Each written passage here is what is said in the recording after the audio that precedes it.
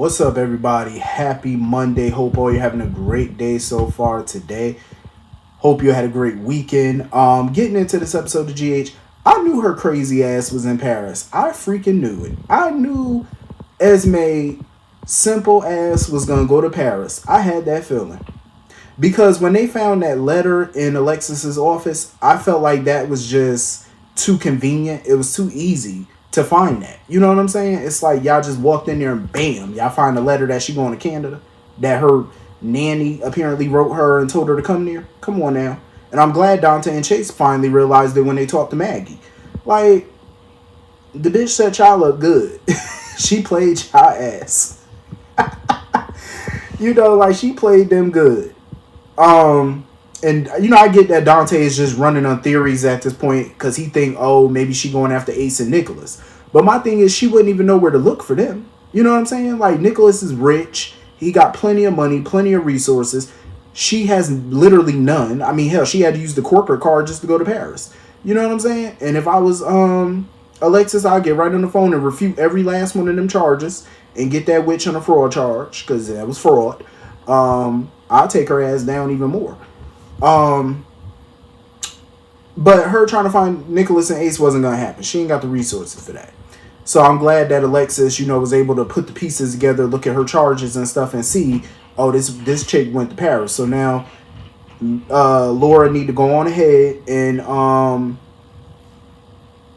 give permission, and afford Dante and Chase the opportunity to go to Paris and shut her ass down. Call the Paris authorities and they could work with them to find this girl.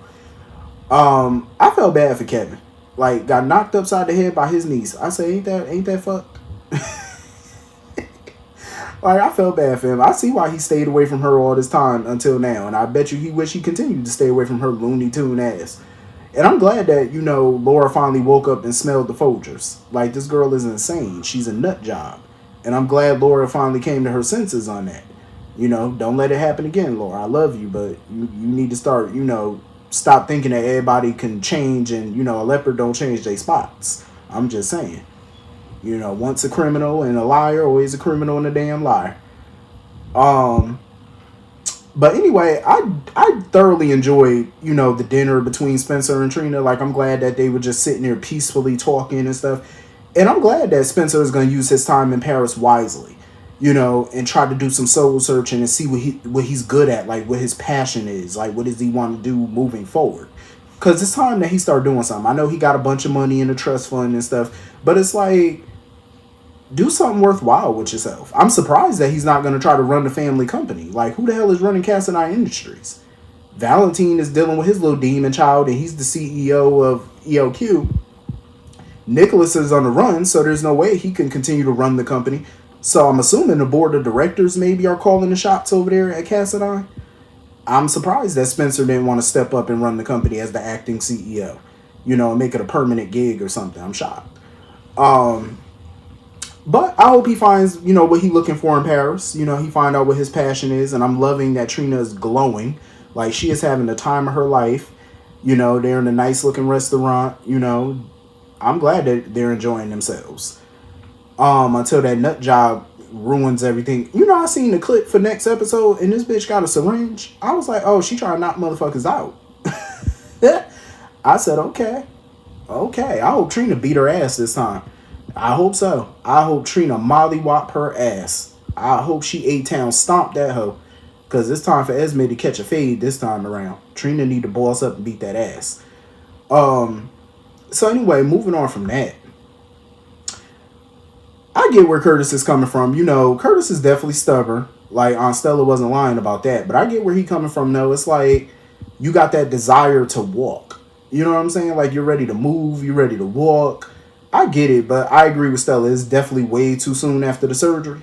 He need to sit on down and relax. You know what I mean? Like, calm down. He got to take his time.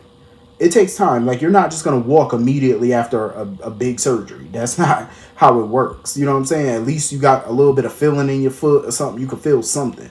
You know what I'm saying? That is baby steps. You know what I'm saying? It's one step at a time. As long as he continues to, do his physical therapy and do what the doctors are telling him to do, he'll get better. I believe he'll start walking again, you know, being able to stand on his own and stuff like that. He just got to give it a little bit of time. You can't rush the process. You know what I'm saying? And with Trina supposed to be in Paris, what, 4 months? That should give him ample time. You know what I mean? I don't know if he's going to be able to walk in 4 months. He may. You know, this is daytime drama. So he might be able to walk by tomorrow, by Tuesday or Wednesday. So you never really know. But I'm glad that he got a good support system in Stella and Portia, Marshall. You know, I'm glad that he got everybody in his corner, you know, backing him and whatnot. You know, because when you got a good physical therapist and, you know, you're working hard at what you're doing and stuff and you following the guidelines of the physical therapy, trust me, you going to get there. He going to get there in time. So anyway, moving on from that. I'm glad that this Malone case is moving on. It's moving forward. You know what I'm saying? We getting some answers. I like how Martin thinks. You know, Martin came up with an idea on the fly. You know, I get that Finn is, he's conflicted. Like, he don't want to send an innocent woman to prison. I get that. Like, he don't want to throw her under the bus. But I agree with Martin and everybody else. It's dog eat dog. You know what I'm saying? It's either somebody gets thrown under the bus or you lose your career. Which one is it going to be?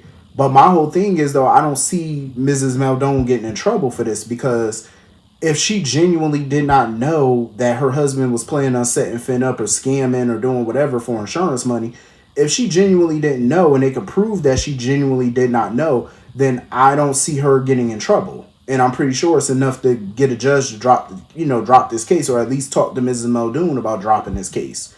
You know what I mean? I would compromise on that. You know, she drops the case. She don't have to, get in trouble. Finn could keep his job. The hospital's off the hook. Finn's off the hook. Everybody goes home. You know what I mean? Because it's quite clear she had nothing to do with this. And I like how Martin played it by asking, Diane about putting that doctor on the stand, because Diane genuinely didn't know who that doctor was. And let's be real, if Diane being the smart, astute lawyer that she is, her client would have confided in her all about this. But the fact that Diane genuinely didn't know tells me that Muldoon's wife had no idea about this neither. And she clearly didn't know who the doctor was either. She genuinely thought that Finn screwed this up, and that's why she sued. And, I don't think she had nothing to do with it, though. It's possible that she didn't. Because I could believe that her husband did this all on his own and stuff like that. Maybe he figured he was dying or whatever, and they lost a lot of money because of that dumbass merger. And he didn't want to die broke. He wanted to make sure his wife and kids were taken care of.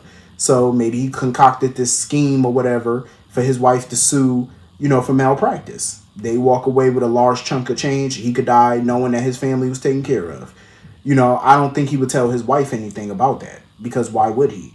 You know what I'm saying? That would put her in the crossfire, because maybe she is that type of person that's the voice of reason and would tell him, like, don't do this, yada, yada, yada. We can't go through with this. Or, he wanted her to have, deniability, in case this shit hit the fan, which is starting to do now. And she could legitimately say, I had no idea about that.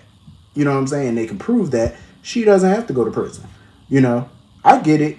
But if I was them, I feel like, honestly, they're suing the wrong people. Because to be honest with you, I wouldn't be suing no hospital orphan. I'd be suing Drew raggedy ass.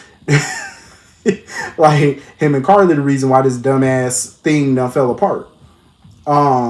Plus that ELQ vote didn't go the way that they thought it was going to go. So I would definitely be suing Drew, though, tacky ass.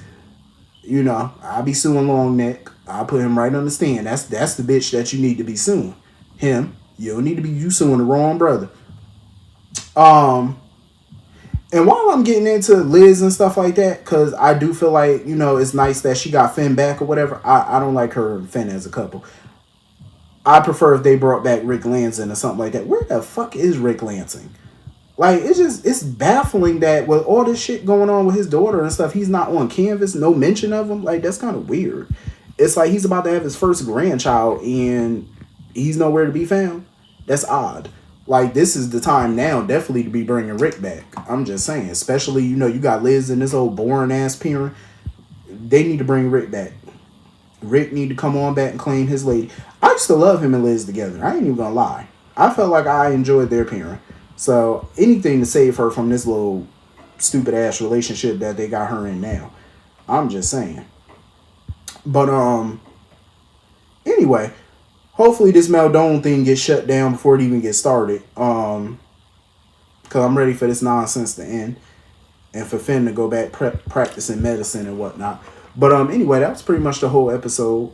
Hit the comment section. Let me know what you all thought. And I will see you all later. Have a great day. Peace.